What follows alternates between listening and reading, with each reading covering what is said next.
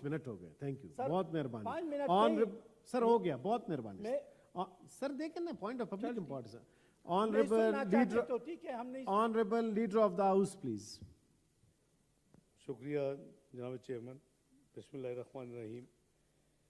मेरे साथियों ने कुछ पॉइंट्स रेज किए हैं, मैं कोशिश करता हूं कि उनको मैं कवर करूं। सबसे पहले तो मैं समझता हूं कि जो हमारी अवलीन तरजीह है वो ज़ाहिर है कि हमारी जान और माल सब कुर्बान नबी पाक सल्लल्लाहु अलैहि वसल्लम की हुर्मत पे, नमूस रसालत पे और हुर्मत कुरान हकीम पे। तो ये जो एक हमारे कॉलीग ने प्रपोज़ किया है कि इसके हवाले से एक जॉइंट रेजोल्यूशन बनाई जाए। हुकूमत अपनी सतह पर और कौमी सतह पर एक्शंस ले चुकी है, लेकिन मज़ीद एक्शन जितने हो सकते हैं ज़रूर लेने चाहिए। मैं सपोर्ट करता हूँ इस आइडिया को। और अगर हमारे कॉलीग्स जिनका आपने नाम ऑलरेडी फरमा दिया, कमल आगा साहब हैं, इरफान सिद्दीकी साहब हैं, अगर ये मिल के इंशाअल्लाह और भी साथी जो भी, मैं समझता हूँ कि सब जो भी इसमें शामिल होने चाहिए उनको शामिल करना चाहिए और बड़ी अच्छी स्ट्रॉन्ग रेजोल्यूशन बिल्कुल बनानी चाहिए ताकि इस हाउस का रिकॉर्ड और इसकी जो एक जिम्मेदारी है वो नज़र आनी चाहिए। इस हवाले से ये मेरे नज़दीक हमारा सबसे पहला फ़र्ज़ है। दूसरा, मेरे अपने एक साथी ने चाइना के हवाले से बात की, एक्चुअली ऑनरेबल कामल आगा साहब ने की। बिल्कुल वो भी बहुत अच्छा आइडिया है कि अपना सी पैक के हवाले से उसकी जो 10वीं एनिवर्सरी है वो मनाई जा रही है। उनके वाइस प्रीमियर अपने 3 स्टेट मिनिस्टर्स के साथ आज रात पहुंच रहे हैं और उनका कल भी यहाँ स्टे है और परसों भी यहाँ उनका स्टे, परसों उनकी वापसी है। तो मैं अभी ऑनरेबल कॉलीग ने मेरे से बात की है, चूँकि इस सब्जेक्ट वो आसन इकबाल साहब देख रहे हैं, वो पाकिस्तान की नुमाइंदगी करते हैं इस कमेटी में। मैं इंशाल्लाह आज ही इस्लामाबाद में नहीं है, मैं उनको इत्तला करता हूँ कि वो कोऑर्डिनेट करके रेजोल्यूशन ड्राफ्ट करके और कल यहाँ साथियों से शेयर कर लें। जी ठीक है सर। तीसरा जो आगा साहब ने फरमाया चाइना की फाइनेंशियल कॉपरेशन के हवाले से जो अमाउंट था, ये बिल्कुल इसी तरह ही है कि सऊदी अरेबिया और यूएई के अलावा जो टेंजिबल सपोर्ट हमें दी है वो रीसेंट सपोर्ट की तफसील भी थोड़ी सी शेयर कर लेता हूँ। हमारा जनाब चेयरमैन जो ये एक पैच गुजरा है 10-11 महीने का, वो काफ़ी यानी डिफ़िकल्ट था। वो दुनिया शायद ये चाहती थी कि पाकिस्तान डिफ़ॉल्ट करे और फिर इसका तमाशा बने। अल्लाह का शुक्र है और हमारी बड़ी क्लियर पॉलिसी थी कि पाकिस्तान अपनी सॉवरन कमिटमेंट्स को वक्त पे पूरा करेगा, IMF और नो IMF। मैं ये रिपीटेडली पार्लियामेंट के अंदर भी और पार्लियामेंट के बाहर भी बात करता रहा हूँ एंड हमारा प्लान भी तैयार था कि अगर अल्टीमेटली भी ये प्रोग्राम नहीं होता तो हमने कैसे आगे चलना है।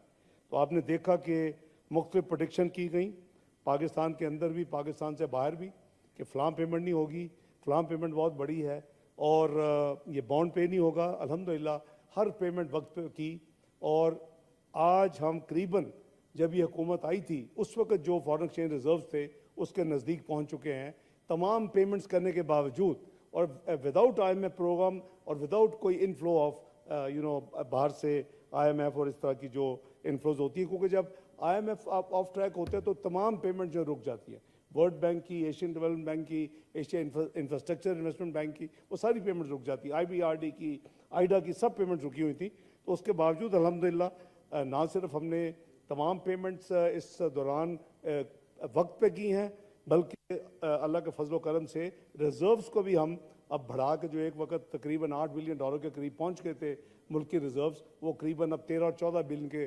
दरमियान हो रहे हैं और आगे मज़ीद उसकी बेहतरी करने की कोशिश की जा रही है। जो स्पेसिफिक मेरे ऑनरेबल कॉलीग ने बात की, ये अप्रैल के एंड में एक रेटिंग एजेंसी ने एक स्टेटमेंट दी कि जी पाकिस्तान के जो स्टेट बैंक के पास रिजर्व्स हैं वो $3.7 बिलियन के करीब हैं और इन्होंने $3.7 बिलियन जो है मई और जून में पे करना है। तो देयर बाय मीनिंग कि उन्होंने कहा जी का डिफ़ॉल्ट तो पक्का है, ये 30 जून तक ये मुल्क डिफ़ॉल्ट कर जाएगा। अल्हम्दुलिल्लाह मैंने उसका अगले दिन जवाब दिया कि ये रिजर्व बिल्कुल इतने हैं, लेकिन आने वाले 2 महीने की जो पेमेंट्स हैं 3.7 बिलियन, हर पेमेंट वक्त पे होगी और इंशाल्लाह पाकिस्तान डिफॉल्ट नहीं करेगा। हमने सारे अरेंजमेंट किए हुए हैं। जनाब चेयरमैन, उस के हवाले से मैं, सारे साथी हैं और मैं समझता, चूँकि उन्होंने स्पेसिफिक ट्रांजैक्शंस का और अमाउंट की बात की है, तो ये इस हाउस का प्रोगेटिव है कि इनके साथ जो इन्फॉर्मेशन बिल्कुल शेयर की जाए। तो उस हवाले से मेरी गुजारिश ये है कि हमारी जून के महीने में इस 3.7 में से 2.3 बिलियन की पेमेंट्स ड्यू थी, 2.3 बिलियन की, और इसमें 1 बिलियन का जो था सॉवरन पेमेंट थी चाइना, मैं मेजर पेमेंट्स की बात कर रहा हूँ। लास्ट वीक में वो चाइना का जो सॉवरन डिपॉजिट था उसको हमने रोल ओवर करवाया। उसमें इतनी दिक्कत नहीं आती, वो जब हमारी तरफ से उनको रिक्वेस्ट की जाती है, ये साल से एक उनकी कॉपरेशन है, हम उसके उनके मशकूर हैं, तो वो कर देते हैं। ज़्यादा प्रॉब्लम थी कमर्शियल बैंकों की। कमर्शियल बैंक की चाइना डेवलपमेंट बैंक का $1 बिलियन देने वाला था उस 2.3 बिलियन में, और 300 मिलियन बैंक ऑफ चाइना का देने वाला। ये जनाब चेयरमैन आखिरी हफ्ते में ड्यू थी, और अगर आखिरी हफ्ते में हम पे करते, 2 किस्म की आपको फैसिलिटीज़ रिन्यू होती हैं। एक तो आप पेमेंट नहीं करते, सिर्फ पेपर कंप्लीट करते एक दूसरे के साथ, तो आपकी फैसिलिटी रिन्यू हो जाती है, आप सबको पता है माशाल्लाह। दूसरा, आप एक्चुअली पे करते हैं और उसके बाद वो आपको अपना टाइम लेते हैं, और फिर आप नई आपके पास डॉक्यूमेंटेशन होती है और नया एक लोन एग्रीमेंट होता है, वापस करते हैं। चाइना के साथ हमारा सेकंड, उनके बैंकों के साथ हमारा सेकंड टाइप का अरेंजमेंट है कि हम उनको पेमेंट करते हैं और फिर वो हमें अपना टाइम लेके हमें वापस करते हैं। ये हमने, चूँकि लास्ट वीक था, अगर चंद दिन में हो जाते तो हमारा एक इंटरनेशनल पाकिस्तान की जो उस वक्त 8 बिलियन के करीब रिजर्व्स थे, तो वो उसमें डिप आनी थी। तो मैंने उनको एंगेज किया ऑन बिहाफ ऑफ पाकिस्तान, और प्राइम मिनिस्टर को मैंने कॉन्फ्रेंस में लिया। हमने कहा हम आपको प्री पे करना चाहते हैं, क्योंकि आखिरी हफ्ते में 27, 28, 29 को देंगे तो वो तो जुलाई में वापस आएंगी, तो आपका तो हिस्टोरिक रिजर्व नीचे चला जाएगा और एक बहुत पैनिक हो सकता। तो दे कोऑपरेटेड बगैर किसी पेनल्टी के। हमने उनको प्री पे किया 12 जून को बजाय आखिरी हफ्ते जून में, और उन्होंने, टू बी फेयर, और उनको मैं क्रेडिट देता हूं कि विद इन अ वीक उन्होंने पाकिस्तान को नया एग्रीमेंट करके वो वापस किया। उस जूं ही वो हुआ जनाब अपना चेयरमैन, 12, 13, 14, 15, 16 तारीख की बात है, 16 जून फ्राइडे, हमने बैंक ऑफ चाइना के वो आखिरी हफ्ते वाले 300 उनसे भी तय किया, बगैर पेनल्टी के प्री पे करेंगे 300 मिलियन, वो पे किया, और उन्होंने 3 दिन के अंदर हमें फैसिलिटी जो है वापस की। तो इसमें मैं कोई शक नहीं है, मैं सेकंड करता हूं अपने ऑनरेबल कॉलीग के ये सेंटिमेंट्स कि चाइना ने जब ये रियलाइज़ कर लिया फरवरी में कि पाकिस्तान टेक्निकली अपने सारे काम मुकम्मल कर चुका है और ये कोई और ही वजूहात हैं जो कि मुकम्मल नहीं हो रही या जो कोई रीज़न बनाई जा रही है, तो उन्होंने अपने बैंकों को ग्रीन लाइट दी। जनाब चेयरमैन, पिछले 6-7 महीने में हमने $5.5 बिलियन कमर्शियल बैंकों को वापस किए, और जनरली ये पैसे वापस आते हैं। इसमें जब चाइना ने फरवरी में देखा कि हमने सब 3 महीने वो लेट आए IMF, और 31 जनवरी को आए, 9 फरवरी को सारा प्रोग्राम हमने टेक्निकली मुकम्मल कर लिया, वी वर इन ऑर्डर, तो हमारा पुराने हालात के हिसाब से तो स्टाफ लेवल एग्रीमेंट साइन हो जाना चाहिए। बहरहाल वो हमने देखा कि China was the first one, जब उन्होंने देखा कि ये तो बिल्कुल काम अपना ठीक कर चुके हैं, तो ये कुछ और रीजंस हैं, तो उन्होंने फिर अपने बैंकों को मस्ट भी, मैं अस्यूम कर रहा हूँ, हमें ज़ाहिर इतला तो नहीं की, लेकिन मैंने मैसेज जरूर दिया उस मुल्क को कि जी हमारी तरफ से अब काम हो चुका है, अब आप अपने कमर्शियल बैंकों को हमारे साथ नॉर्मल बिजनेस करें, वेट ना करें, क्योंकि सब वेट कर रहे थे। तो उन्होंने उस वक्त भी, फिर हमने उस वक्त 1.3 बिलियन हमने ICBC को पे किया हुआ था और चाइना डेवलपमेंट बैंक को 700 किया हुआ, वो 2 बिलियन आए, तो हमारे रिजर्व जनाब, आप चूँकि हिस्ट्री है तो आपसे शेयर कर रहा हूँ, 8 बिलियन 10 पे गए। अभी जो है, अभी हम 10 बिलियन को 14 पे हमने पिछले हफ्ते क्रॉस किया, काफ़ी पेमेंट्स हमने इस हफ्ते में भी की है, तो 13-14 के दरमियान रिजर्व्स हैं, लेकिन कोशिश है कि इसको 15-16 तक मजीद बढ़ाया जाए।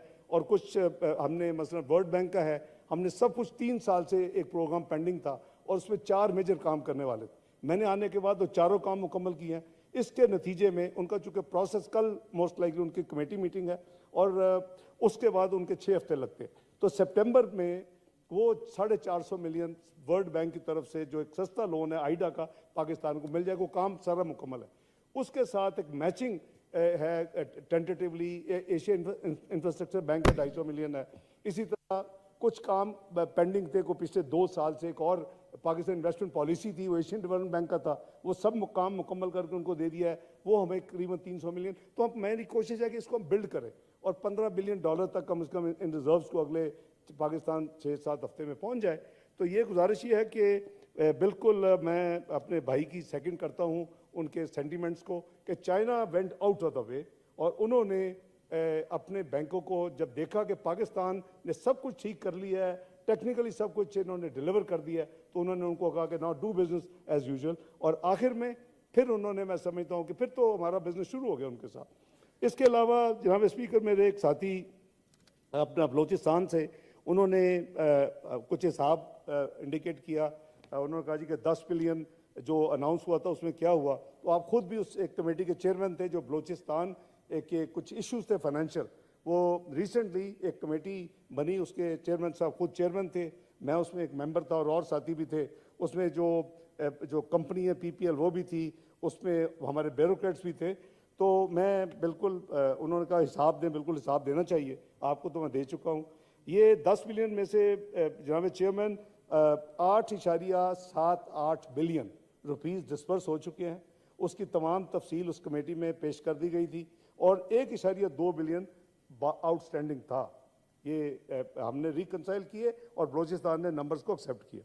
दूसरा ये था कि जो NFC थी वो 20, 22, 23 का जो साल था वो अल्लाह के फल से मैंने तो ऑटो पे लगाया हुआ है, जिसका जो बनता है महीने में 2 दफ़ा उसको पहुंच जाता है। स्टेट बैंक उसका कस्टोडियन है, टैक्स के पैसे इकट्ठे होते हैं, अकाउंट अलग है, डिविजिबल पूल चले जाते हैं। लेकिन 21-22 के 15.78 बिलियन आउटस्टैंडिंग थे जब ये हुकूमत आई है।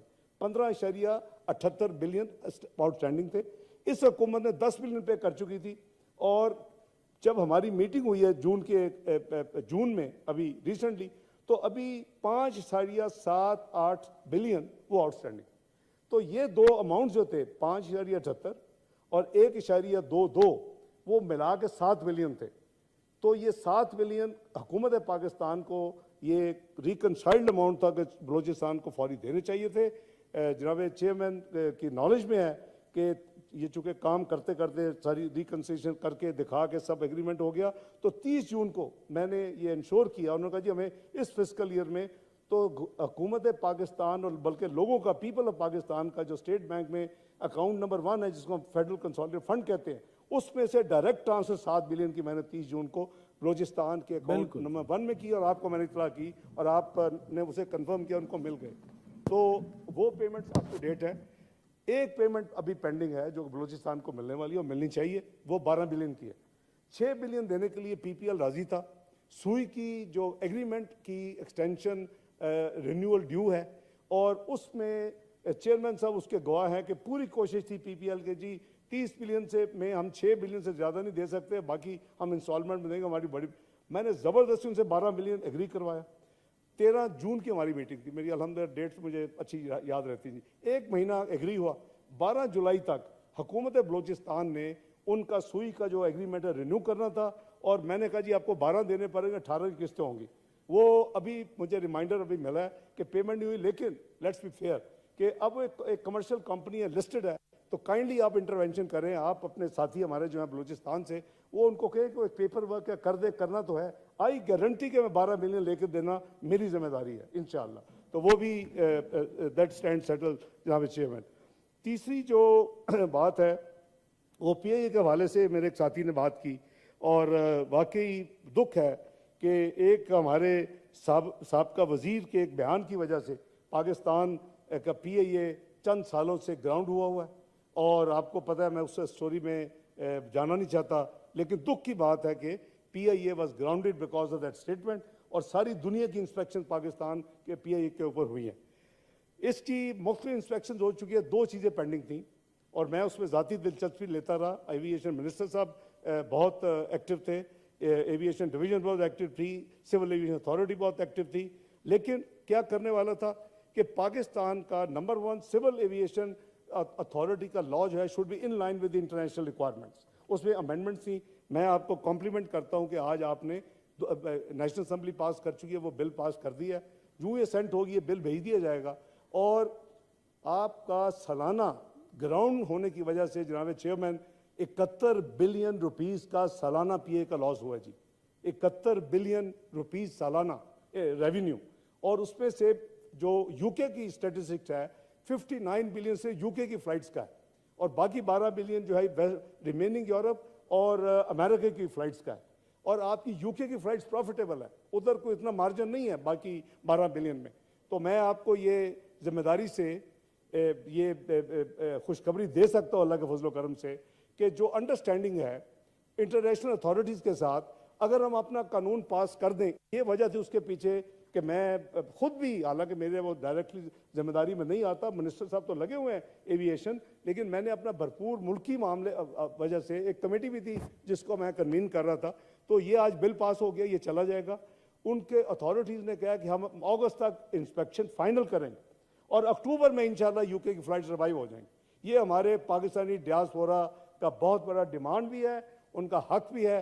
सो आज आपने जो कानून पास किया है प्रेसिडेंट साहब की सेंट के बाद, इंशाल्लाह इंस्पेक्शन, वरना बाय द वे उन्होंने कहा कि अगर ये हम अगस्त तक, जुलाई अगस्त में नहीं आए, 1 साल आपको इंतजार करना पड़ेगा उस इंस्पेक्शन, विदाउट विच आपकी ये एयरलाइन रिवाइव नहीं होनी थी। अल्लाह का शुक्र है आपने आज वो कर दिया है, और विल ट्राई कि जितनी जल्दी हो सके। लेकिन अब मुझे आज के बाद, इस कानून अमेंड होने के बाद, जो इंटरनेशनल कमिटमेंट्स हो इंशाल्लाह वो भी पूरी करेंगे लोग, तो मैं समझता हूँ कि अक्टूबर में अल्लाह के फजल करम से हमारी पीआई की जो फ्लाइट्स बहाल हो जाएंगी, 59 बिलियन आउट ऑफ 71 रिवाइव हो जाएगा, और ये पीआई के लिए बहुत बड़ी उनके लिए एक मदद होगी जी।